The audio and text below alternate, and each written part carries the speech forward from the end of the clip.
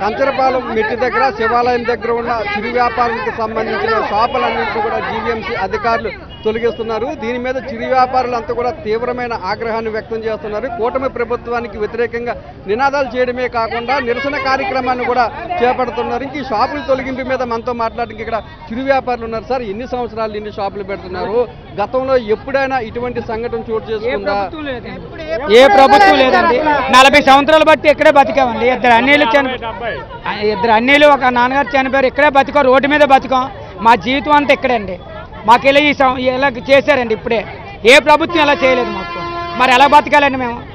ఏ వ్యాపారం చేస్తారు? అది నిమ్మకాయలు వ్యాపారం, కొబ్బరికాయలు అందరూ ఇక్కడండి బతికింది. చిన్నప్పటి నుంచి అయ్యే జీవితాలు. నేను పూలు అమ్ముతానండి. గత 40 సంవత్సరాల పాటు వ్యాపారం చేస్తాను. ఇంత ఘోరం అయితే ఏ రోజు లేదు. ఇంతటి ఘోరం, ఇంత ఘోరమైన ఇది మాత్రం ఇది ప్రభుత్వం విమర్శించడం మాత్రం కాదు. ఇంత ఘోరమైన డిసిజన్ మాత్రం ఏ ప్రభుత్వంలో కూడా లేదు. 40 సంవత్సరాల పాటు చేస్తాను.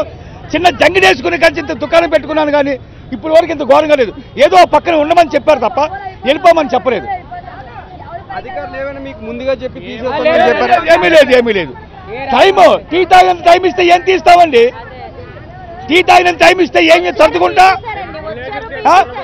మా కష్టాయితో కట్టుకుని సామాన్ అంతా తీసుకుని నేలపాలు చేస్తారు.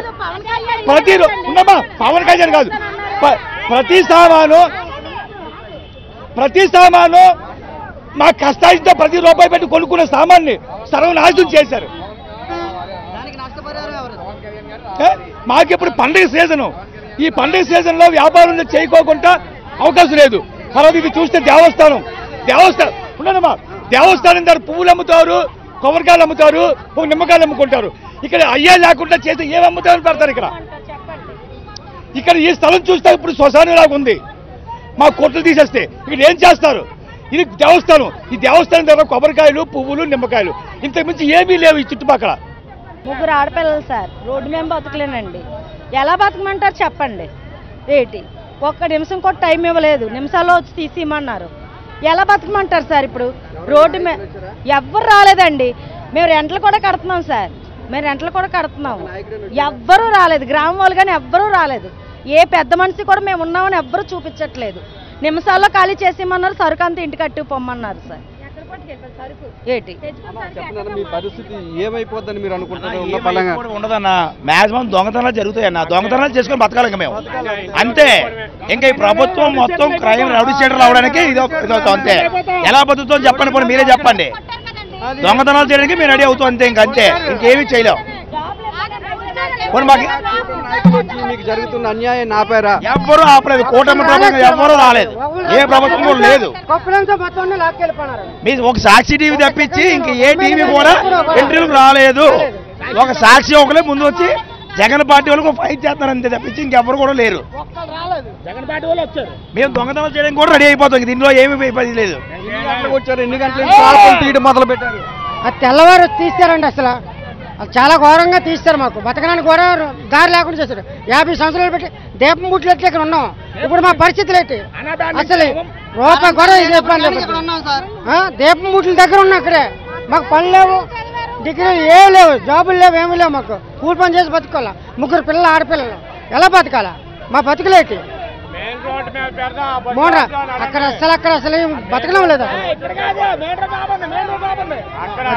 మా పరిస్థితి లేదండి. మేము 100కి సార్ 45 సంవత్సరాల నుంచి ఇక్కడే బతుకుతున్నాం సార్. మా మిస్సెస్ ఫిజికల్ హ్యాండిక్యాప్ అండి. అట్టుపల్లికి వెళ్ళాం, అట్టుపల్లి గేట్లు అన్ని వ్యాన్లు వేసుకెళ్ళిపోయారు సార్. మా కొట్లు గిట్లు నాశనం చేస్తారండి. మేము ఎలా బతకాలి సార్? ఇంకా ఏ కిరసన పెట్రోల్ వేసుకొని చచ్చిపోవాలా? అందుకని మాకు ఏ దారి లేదు సార్. అదే బతుకు మాకు, అయ్యా బతుకులు మాకు, బతుకులు లేవు మాకు. ఆవిడకి అలాంటి ఆవిడ చూడండి, ఎక్కడ బతకాలండి మేము? ఎలా బతకమంటారు? అలా చేయమని చెప్పి 2 కాళ్ళు లేవు, అన్ని లాగేసి పారేస్తున్నారు. ఎలా బతకాలి? మాకు ఎందుకని ఆదాయం ఏమైనా ఉందా? మాకు అంటిపల్లి వ్యాపారం అండి, అంటిపల్లి ఇచ్చేయండి. అక్కడ అన్నీ అండి, ఎక్కడ ఏం చేయాలండి? 40-50 మేము చిన్నప్పటి నుంచి ఎక్కడే పోతున్నాం. మా అమ్మల కాడ నుంచి ఎక్కడే బతుకుతున్నామండి. 50 సంవత్సరాలు పెట్టి ఇక్కడే ఉన్నామండి. రెండు కాళ్ళు ఇలాంటి ఆపినా కూడా ఆపట్లేదు, లాగిచ్చేస్తున్నారు. మరి వేసేయమంటున్నారు. మేము ఎలా బతకాలి, మేము ఎలా తినాలి, మేము ఎలా ఉండాలి చెప్పండి. 2 కాళ్ళు లేవు, ఫిజికల్ హ్యాండిక్యాప్లు 2 కాళ్ళు లేవు, ఎలాగో బతుకుతున్నాము. అలాంటివి కూడా తీసేయమంటే ఎలా చేస్తున్నారు చెప్పండి, మేము ఎలా బతకాలి?